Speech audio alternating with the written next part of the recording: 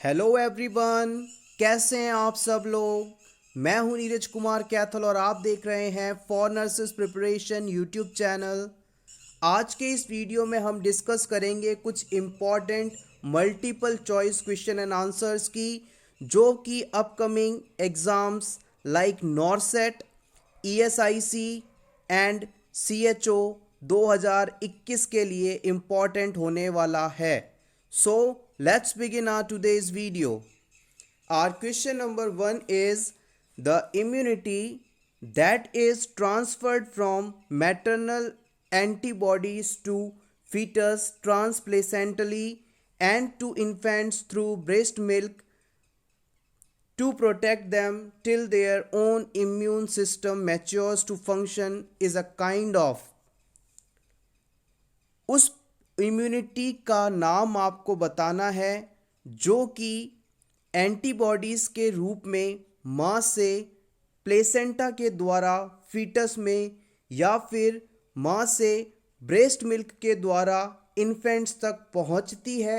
और ये इम्यूनिटी बच्चे को जब तक उसका इम्यून सिस्टम मैच्योर नहीं हो जाता प्रोटेक्शन प्रोवाइड करती है। आपके ऑप्शन है, ऑप्शन ए है इन्नेट इम्यूनिटी, ऑप्शन बी है एक्वायर्ड इम्यूनिटी, ऑप्शन सी है एक्टिव इम्यूनिटी या फिर ऑप्शन डी है passive immunity.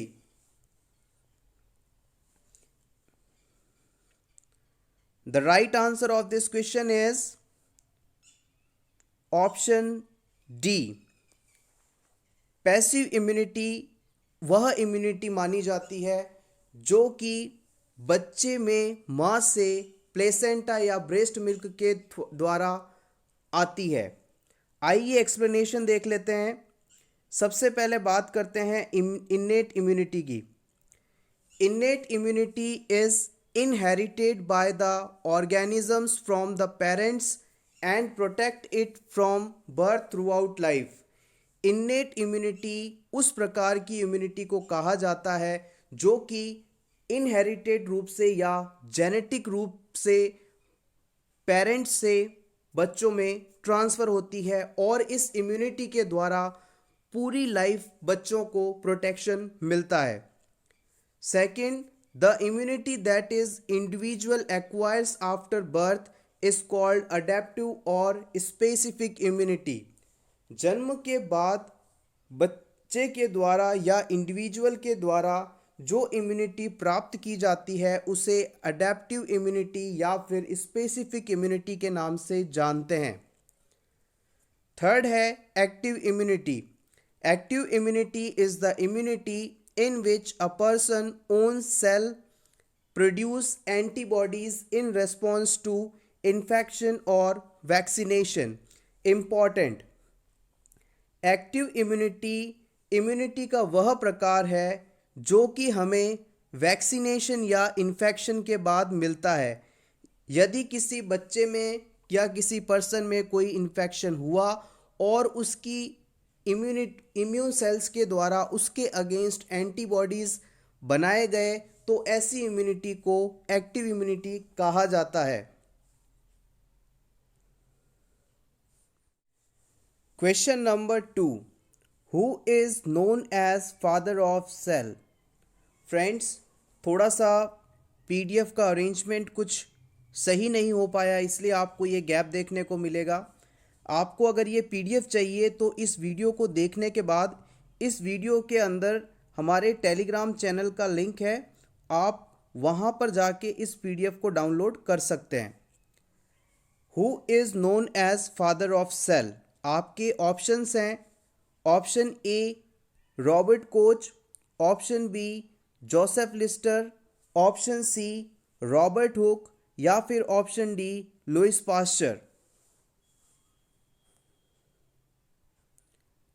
The right answer is option C Robert Hooke. Robert Hooke को हम फादर ऑफ सेल के नाम से जानते हैं। Robert Hooke is known as the father of cell. आइए एक्सप्लेनेशन देख लेते हैं। Robert Hooke is known as the father of cell because they discover dead cell. Robert Hooke को हम फादर ऑफ सेल के नाम से जानते हैं क्योंकि उन्होंने सेल को सबसे पहले देखा था या खोजा था। और इसमें इंटरेस्टिंग इंफॉर्मेशन यह है कि रॉबर्ट हुक के द्वारा डेड सेल को ढूंढा गया था। They also known as the father of cytology. Robert Hooke को हम फादर ऑफ साइटोलॉजी के नाम से भी जानते हैं और साइटोलॉजी का मतलब होता है study of cell. Cytology means study of cell. अब बात करते हैं नेक्स्ट एंटन वॉन ल्यूवेनहॉक की। Antonie van Leeuwenhoek, founder of microscope and they discover living cell. हमने पहले देखा कि रॉबर्ट हुक को फादर ऑफ सेल कहा, उन्होंने डेड सेल को खोजा। यदि आपसे पूछ लिया जाए कि भाई लिविंग सेल को यानी जीवित कोशिका को किसने देखा या ढूंढा, तो आपको बताना है एंटोन वैन ल्यूवेनहॉक। इन्होंने ही सबसे पहले माइक्रोस्कोप का आविष्कार किया था और माइक्रोस्कोप के आविष्कार करने के बाद इन्होंने लिविंग सेल को, जीवित कोशिका को ढूंढा था सबसे पहले। रॉबर्ट कोच को आप फादर ऑफ बैक्टीरियोलॉजी के नाम से जानते हैं। और एक और इम्पॉर्टेंट जोसेफ लिस्टर, कई बार कॉम्पिटिटिव एग्जाम्स में इनके बारे में पूछा जा रहा है, important. Father of antiseptic surgery and father of modern chemotherapy. यदि आपसे पूछ लिया जाए कि एंटीसेप्टिक सर्जरी का फादर कौन है तो आपको बताना है जोसेफ लिस्टर। या फिर आपसे पूछ लिया जाए कि मॉडर्न कीमोथेरेपी का फादर कौन है तो आपको कहना है जोसेफ लिस्टर। और लुइस पास्चर के बारे में तो आप जानते ही हैं, created the first vaccine for rabies and pasteurization given by them. Louis Pasteur के द्वारा सबसे पहले रेबीज के अगेंस्ट वैक्सीन तैयार किया गया था और पास्चराइजेशन का कॉन्सेप्ट भी इन्होंने ही दिया। Question number 3, a client is diagnosed with thrombophlebitis. One day ago, suddenly complains of shortness of breath and anxious. आप एज अ नर्सिंग ऑफिसर किसी हॉस्पिटल में काम कर रहे हैं, आपको एक ऐसा पेशेंट मिला है जिसे एक दिन पहले थ्रोम्बोफ्लेबाइटिस का डायग्नोसिस हुआ है। उस पर्सन के द्वारा आपसे ये कंप्लेन की जाती है कि उसे शॉर्टनेस ऑफ ब्रीथ हो रहा है, यानी सांस लेने में तकलीफ हो रही है और वो काफ़ी परेशान दिखता है। तो ऐसी कंडीशन में as a nurse immediately assesses the client for the sign and symptoms of. ऐसे पेशेंट में आपको निम्न में से कौन सी कंडीशन के डेवलप होने का खतरा लगता है जिसके लिए आप असेसमेंट करते हैं। Option A myocardial infarction, option B pneumonia, option C pulmonary embolism या फिर option D pulmonary edema. Important question. Clinical settings में जब आप काम करेंगे तो आपको ऐसे पेशेंट्स के लिए काफ़ी अवेयर रहना होगा। The right answer of this question is option C. ऐसे पेशेंट के अंदर पल्मोनरी एम्बोलिज्म डेवलप होने का खतरा सबसे ज़्यादा होता है। मोटी मोटी बात यह है कि पल्मोनरी एम्बोलिज्म का सीधा सा मतलब है यदि पर्सन के लंग्स की किसी ब्लड वेसल में ऑब्स्ट्रक्शन आ जाए तो इसे हम पल्मोनरी एम्बोलिज्म कहेंगे। आइए थोड़ा सा थ्रोम्बोफ्लेबाइटिस को डिस्कस कर लेते हैं जिससे आपको ये सारा कॉन्सेप्ट क्लियर हो जाएगा। Thrombophlebitis is inflammation of a vein caused by blood clot. It typically occurs in leg. Thrombophlebitis क्या है? It is a inflammation of vein due to blood clot. हमारी वेन्स के अंदर यदि ब्लड क्लॉट आ जाए और इस ब्लड क्लॉट के कारण वेन में सूजन आ जाए, इन्फ्लामेशन आ जाए, तो उसे हम थ्रोम्बोफ्लेबाइटिस कहेंगे। थ्रोम्बोफ्लेबाइटिस मुख्य रूप से हमारे पैरों में पाई जाती है, लेग्स में पाई जाती है। लेग्स की भी जो सुपरफिशियल लेयर होती है उसके करीब इसकी संभावना ज़्यादा होती है। A blood clot causes thrombophlebitis inactivity such as being bedridden after trauma और surgery is a major cause of blood clots. अब हमारे शरीर में जो ये ब्लड क्लॉट्स बनते हैं, इनके बनने का मुख्य कारण क्या है? मान लीजिए कोई एक ऐसा पर्सन है जिसे कोई एक्सीडेंट हुआ है या फिर उसे कोई बड़ी सर्जरी हुई है जिसके कारण वो खुद से मूवमेंट नहीं कर सकता, चल फिर नहीं सकता और लंबे समय से बेड पर है।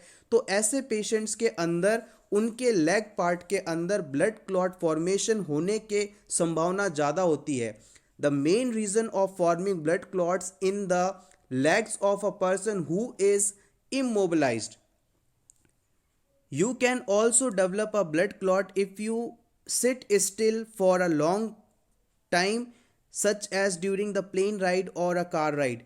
यदि आप किसी लंबे सफ़र पर हैं, जैसे कि प्लेन या ट्रेन यात्रा के दौरान, तो उस दौरान भी आपके पैरों में अगर मूवमेंट नहीं हो तो उससे भी आपको ब्लड क्लॉट्स डेवलप हो सकते हैं। पल्मोनरी एम्बोलिज्म और लंग एम्बोलिज्म। अब यहाँ पर जो पर्सन में अपने को आशंका है कि पल्मोनरी एम्बोलिज्म डेवलप हो सकता है, तो पल्मोनरी एम्बोलिज्म को हम लंग एम्बोलिज्म के नाम से भी जानते हैं। A condition in which one or more arteries in the lung become blocked by blood clot. A condition in which one or more arteries in the lung become blocked by blood clot. अब pulmonary embolism क्या है? Pulmonary embolism में हमारे फेफड़ों की एक या एक से अधिक आर्टरीज ब्लॉक हो जाती हैं। इस ब्लॉकेज के कारण फेफड़े को ब्लड सप्लाई नहीं पहुंच पाता और ब्लड सप्लाई ना पहुंचने के कारण आपको पता है पेशेंट कितना सीरियस हो सकता है। It is a life threatening condition. Teach the patient to move leg in bed is a most appropriate intervention to prevent pulmonary embolism in a patient who is prescribed bed rest. आप as a nurse जो patient bed ridden patient हैं, जो खुद से ज़्यादा move नहीं कर सकते, उन्हें आपको कहना चाहिए कि आप पॉसिबल है अगर तो थोड़ा बहुत बेड के अंदर लेटे लेटे ही अपने पैरों में मूवमेंट कराते रहें, जिससे कि ब्लड क्लॉट फॉर्मेशन होने की जो संभावना है वो कम हो जाएगी। फ्रेंड्स, सिंपल सी बात है, एक बार फिर से इस क्वेश्चन को देख लेते हैं, काफ़ी इंपॉर्टेंट है। हमारे पास ऐसा क्लाइंट है जिसमें थ्रोम्बोफ्लेबाइटिस कंडीशन डेवलप हुई है, ठीक है, उसके पैरों की नसों में ब्लड क्लॉट बना है। अब ये ब्लड क्लॉट कहीं पैरों से निकल के उसके फेफड़ों में ना पहुंच जाए, इसकी वजह से वहाँ ब्लॉकेज हो सकता है और ब्लॉकेज होने की वजह से पल्मोनरी एम्बोलिज्म डेवलप हो सकता है और पर्सन को सांस लेने में तकलीफ हो सकती है और उससे लाइफ थ्रेटनिंग कंडीशन बन सकती है। तो इस चीज़ को हम प्रिवेंट करने के लिए पर्सन को कहेंगे, बेड रिडन पेशेंट्स को कहा जाता है कि आप जितना हो सके बेड में रहते हुए अपने पैरों को थोड़ा थोड़ा मूव करते रहें।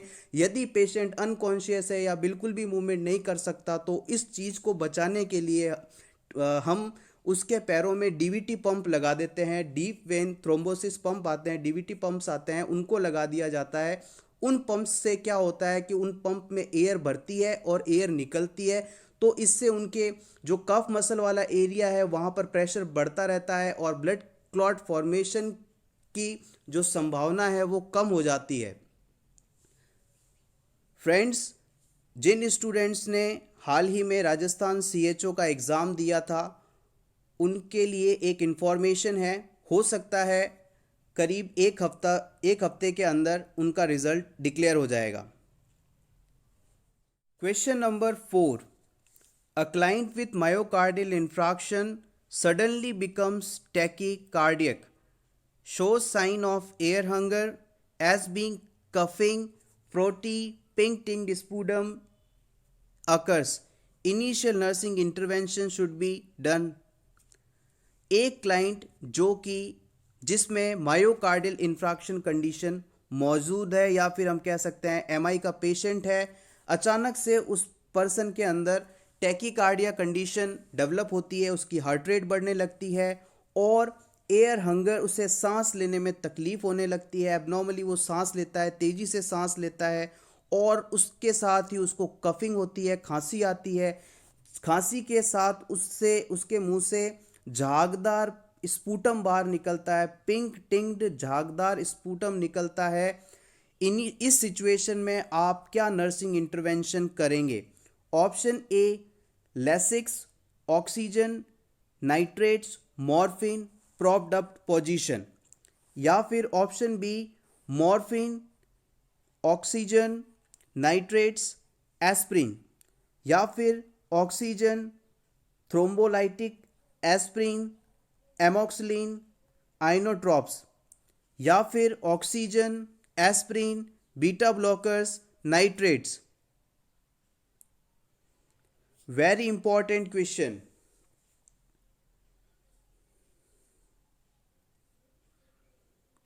आप चाहें तो एक बार फिर से क्वेश्चन पढ़ सकते हैं। The right answer of this question is option A.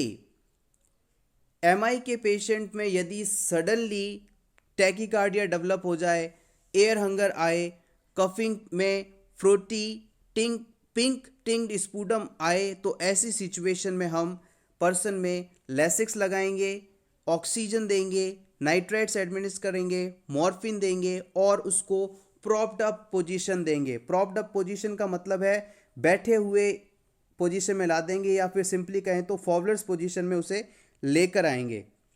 Pulmonary oedema is characterized by extreme breathlessness, dyspnea, air hunger and production of fruity pink tinged sputum।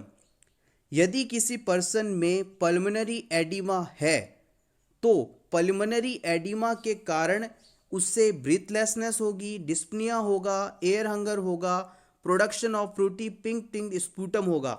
हमेशा याद रखिएगा, एमआई का पेशेंट, कार्डियक फेलियर का patient जिसके अंदर body में fluid volume बढ़ रहा है, उसके फेफड़ों में भी पानी का लेवल बढ़ जाएगा और इसके कारण फेफड़ों के आसपास एडिमा डेवलप हो जाएगी, उसके फेफड़े प्रॉपर फंक्शन नहीं कर पाएंगे और पल्मोनरी एडिमा की कंडीशन के दौरान पर्सन को सांस लेने में तकलीफ होगी, डिस्पनिया होगा, एयर हंगर होगा और साथ ही साथ सबसे इम्पॉर्टेंट उसको खांसी आएगी और खांसी में कफ के साथ, झागदार कफ के साथ पिंक टिंग्ड स्पूटम आएगा। ऐसी सिचुएशन में auscultation of the lungs reveals cracker. और याद रखिएगा, ऐसी सिचुएशन में या यूं कहें पल्मोनरी एडिमा के पेशेंट्स के अंदर जब हम अस्कल्टेट करते हैं, उनके लंग साउंड्स को सुना जाता है तो वहाँ पर क्रैकल साउंड मिलता है। वेरी इंपॉर्टेंट, प्रीवियस एग्जाम्स में पूछा भी जा चुका है कि पल्मोनरी एडिमा कंडीशन में जब आप पर्सन को, पेशेंट के लंग्स को अस्कल्टेट करेंगे तो वहाँ पर कैसा साउंड सुनाई देगा, तो आपको कहना है क्रैकल साउंड। चट चट पॉट के टूटने जैसी आवाज़ आएगी, इसको बोलते हैं क्रैकल साउंड। इस सिचुएशन में अब आपको एज अ नर्सिंग इंटरवेंशन उसे लेसिक्स देना है, मॉर्फिन एडमिनिस्टर करना है, नाइट्राइट्स, ऑक्सीजन और प्रॉप्ड अप पोजीशन देंगे। प्रॉप्ड अप पोजीशन का मतलब है कि उसका जो हेड वाला पार्ट है उसको ऊपर कर देंगे, बेड का जो हेड वाला पार्ट है उसको ऊपर कर देंगे। ये मान लीजिए इसका लेग पार्ट है और ये इसका हेड पार्ट है, तो हमने इस बेड को क्या किया, प्रॉप्ड अप कर दिया, ऊपर कर दिया। इसको याद रखने के लिए आप मिनोमिक्स याद कर सकते हैं, LMNOP, L for Lasix, M for morphine, N for nitrates, O for oxygen and P for propped up position. It is also a very important question. Question number 5. Most commonly used one-way communication is। सबसे ज़्यादा उपयोग में किए जाने वाला one way communication का उदाहरण है। Option A group discussion, option B seminar, option C symposium या फिर option D lecture method. The right answer of this question is option D lecture method. Lecture method one way communication का best example है। Lecture method का मतलब है जिस प्रकार से मैं आपको वीडियो के माध्यम से समझा रहा हूँ, लेक्चर ले रहा हूँ और आप सिर्फ सुन रहे हैं, आपकी तरफ से कोई रिस्पॉन्स नहीं आ रहा है, तो ये लेक्चर मेथड कहलाता है। Question number 6, important side effect of cisplatin. Cisplatin drug का इम्पॉर्टेंट साइड इफेक्ट निम्न में से कौन सा है? Option A liver failure, option B nephrotoxicity, option C bleeding tendencies या फिर ऑप्शन डी हाइपोटेंशन।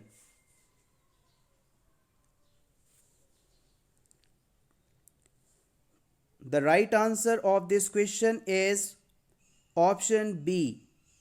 सिस्प्लेटिन एक कैंसर एंटी कैंसर मेडिसिन है जिसका इम्पॉर्टेंट साइड इफेक्ट होता है नेफ्रोटॉक्सिसिटी। आइए एक्सप्लेनेशन को देख लेते हैं। Cisplatin is a chemotherapy medicine use to treat number of cancers. Cisplatin एक कीमोथेरेप्यूटिक मेडिसिन है जिसका इस्तेमाल कैंसर के ट्रीटमेंट हेतु किया जाता है। Question number 7, carpel tunnel syndrome affects which nerve of human body. Carpel tunnel syndrome में हमारे शरीर की कौन सी नर्व इफेक्ट होती है? Option A lateral nerve, option B medial nerve, option C anterior nerve या फिर option D posterior nerve. Important question, previous exams में कई बार पूछा जा चुका है कार्पल टनल सिंड्रोम के बारे में। The right answer of this question is median nerve, that is option B। Carpel tunnel syndrome ऐसे पर्सन्स में पाए जाने वाला डिजीज़ है जो कि ज़्यादातर कंप्यूटर वर्क करते हैं। कंप्यूटर पर बार बार कलाई यानी रिस्ट जॉइंट की मूवमेंट व फिंगर्स की मूवमेंट के कारण यहाँ पर फ्लूइड एक्यूमुलेशन होने लगता है और इस फ्लूइड एक्यूमुलेशन के कारण यहाँ मौजूद नर्व्स पर प्रेशर पड़ता है, स्पेशली मीडियन नर्व पर प्रेशर पड़ता है और इससे ही कार्पल टनल सिंड्रोम कहते हैं। यदि हमारी रेडियल नर्व पर इंजरी हो जाए तो इससे हमें रिस्ट ड्रॉप हो सकता है। रिस्ट ड्रॉप को हम रेडियल नर्व पाल्सी के नाम से भी जानते हैं। याद रखिएगा, मीडियल नर्व इफेक्ट होगी तो होगा कार्पल टनल सिंड्रोम और रेडियल नर्व इफेक्ट होगी तो होगा wrist drop. Question number 8, very very very important. Chopstick sign is an indication of. Chopstick sign निम्न में से किसका इंडिकेशन माना जाता है? Option A hypernatremia, option B hypercalcemia, option C hyponatremia, option D hypocalcemia. The right answer is option D hypocalcemia. यदि हमारे body में कैल्शियम का लेवल कम हो जाए तो इसके कारण हाइपोकैल्सीमिया कंडीशन डेवलप होती है और इस कंडीशन में चॉपस्टिक साइन प्रेजेंट होता है। हाइपरनेट्रीमिया का मतलब है सोडियम लेवल का बॉडी में बढ़ जाना और हाइपोनेट्रीमिया का मतलब है सोडियम लेवल का बॉडी में डिक्रीज हो जाना। आइए इसके एक्सप्लेनेशन को देख लेते हैं। Chvostek sign and Trousseau sign are indication of hypocalcaemia. यदि किसी पर्सन में हाइपोकैल्सीमिया है यानी कैल्शियम की कमी है तो उसमें चॉपस्टिक साइन और ट्रोसेसु साइन प्रेजेंट होंगे। आइए इन साइंस के बारे में जान लेते हैं। Chvostek sign F Chvostek Austrian surgeon. Chvostek sign को ऑस्ट्रिया के सर्जन एफ चॉपस्टिक के द्वारा दिया गया था। It is a spasm of facial muscle following a tap of the facial nerve seen in hypocalcaemic tetany. Chvostek sign में person के जो फेशियल मसल्स हैं उसमें स्पाज्म आता है। यदि पर्सन के चेहरे पर गाल वाले एरिया पे आप टैप करेंगे, टच करेंगे तो उसकी फेशियल मसल्स सिकुड़ेंगी, उसका चेहरा थोड़ा सा बदलेगा। तो ऐसे साइन को हम चॉपस्टिक साइन कहेंगे। यदि किसी पर्सन में कैल्शियम की कमी है और आप उसके फेशियल नर्व वाले पार्ट को टैप करते हैं जिसकी वजह से उसके फेशियल मसल्स में स्पाज्म आता है, अकड़न आती है, कॉन्ट्रैक्शन होता है, तो ये चॉपस्टिक साइन कहलाएगा। नेक्स्ट आता है Trousseau sign. It was given by a Trousseau and they are the French physician. Trousseau sign a Trousseau के द्वारा दिया गया था, ये फ्रेंच फिजिशियन थे। It is a muscular spasm of hand and wrist resulting from pressure applied to nerves and vessels of the upper arm usually as a result of hypocalcaemia. अब इस sign को आप बड़े आराम से चेक कर सकते हैं। मान लीजिए आप किसी पर्सन का बीपी लेने गए, आपने बीपी कफ लगाया और आपने जैसे ही कफ को इन्फ्लेक्ट किया, उसमें हवा भरी, तो उसका जो कलाई वाला हिस्सा है, रिस्ट वाला पार्ट है, वो अंदर की तरफ मुड़ जाएगा, उस पर स्पास्म आ जाएगा। तो आप कहेंगे कि पर्सन में ट्रोसेसु साइन पॉजिटिव है, पर्सन के अंदर कैल्शियम की कमी है। Next question, question number 9। First sign of sexual maturity in boys. यदि बॉयज़ में सेक्सुअल मैच्योरिटी की बात करें तो सबसे पहला साइन कौन सा होगा? Option A increase height, option B increase in facial hair, option C axillary hair, या फिर option D testicular enlargement. The right answer is option D. Boys के अंदर सेक्सुअल मैच्योरिटी का फर्स्ट साइन टेस्टिकुलर एनलार्जमेंट या increase size of testis को माना जाता है। वहीं फीमेल्स की बात किया जाए तो फीमेल्स में सेक्सुअल मैच्योरिटी या सेकेंडरी सेक्सुअल कैरेक्टरिस्टिक्स के डेवलपमेंट के दौरान फर्स्ट साइन के रूप में थैलार्की को मानते हैं। थैलार्की का मतलब है ब्रेस्ट बर्ड्स का डेवलपमेंट होना। In boys, sexual change start with enlargement of testes and scrotum followed by the lengthening of penis. Boys में sexual change का start enlargement of testes और उसके बाद lengthening of penis से होता है। Next, pubic hair appears. The growth spurt starts after 1 year of testes start to enlarge. Testes enlarge होने के 1 साल बाद प्यूबिक हेयर्स का ग्रो होते हैं। Last question of this video from psychiatric subject important. Unwanted thoughts with repetitive rituals behaviours refers to. यदि किसी person के अंदर अनवांटेड थॉट्स आ रहे हैं, बार बार कोई एक विचार आ रहा है जिसकी वजह से पर्सन परेशान है और इस विचार को या इस परेशानी को ठीक करने के लिए कोई रिपीटिटिव रिचुअल या बिहेवियर उसको करना पड़ता है, तो ऐसा कंडीशन क्या कहलाती है? Option A stress, option B phobia, option C OCD या फिर option D anxiety. Right answer is option C OCD. OCD का मतलब है obsessive compulsive disorder. Obsessive compulsive disorder यानी पर्सन के मन में कोई एक विचार बार बार आएगा और इस विचार के आते ही पर्सन परेशान हो जाएगा। अब पर्सन अपनी परेशानी को ठीक करने के लिए कोई कुछ ना कुछ ऐसा करेगा और बार बार करेगा, तो ऐसी सिचुएशन को हम ओसीडी या ऑब्सेसिव कंपल्सिव डिसऑर्डर कहेंगे। OCD means obsessive compulsive disorder. It is a disorder of thought and psychomotor disturbance which is characterized by repetitive unwanted thoughts, ideas and feeling that result in repetitive ritualistic actions which interfere with effective living. इस OCD का example हम देखना चाहें तो यही है कि person के मन में विचार आ जाता है कि जैसे ही वो किसी चीज़ को टच करेगा तो उसके हाथ गंदे हो जाएंगे या वो पार्ट गंदा हो जाएगा, तो वो अपने इस बार बार आने वाले विचार को, जैसे हाथ गंदे हैं, इसको सुधारने के लिए बार बार जाकर हाथ धोएगा। कई बार ऐसा होता है कि घर से बाहर जाते समय भूल जाता है कि भाई मैंने लॉक किया या नहीं, उसको बार बार चेक करेगा। या फिर हो सकता है कि घर की क्लीनिंग को वो बार बार करे। ऐसी सिचुएशन को हम ऑब्सेसिव कंपल्सिव डिसऑर्डर के नाम से जानते हैं। तो फ्रेंड्स, ये था हमारा आज का वीडियो।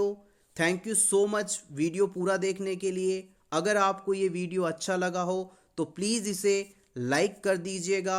इसी तरह के वीडियोस हम for nurses preparation YouTube channel पर रेगुलरली अपलोड कर रहे हैं। आप इसे चाहें तो सब्सक्राइब भी कर सकते हैं। और इस वीडियो की पीडीएफ आप चाहते हैं तो वीडियो के डिस्क्रिप्शन में टेलीग्राम चैनल का लिंक है, वहाँ पर आपके प्रैक्टिस के लिए बहुत सारे क्वेश्चंस भी हमने डाले हैं, चाहें तो वहाँ से इसकी पीडीएफ को डाउनलोड कर सकते हैं। Thank you so much once again, all the best.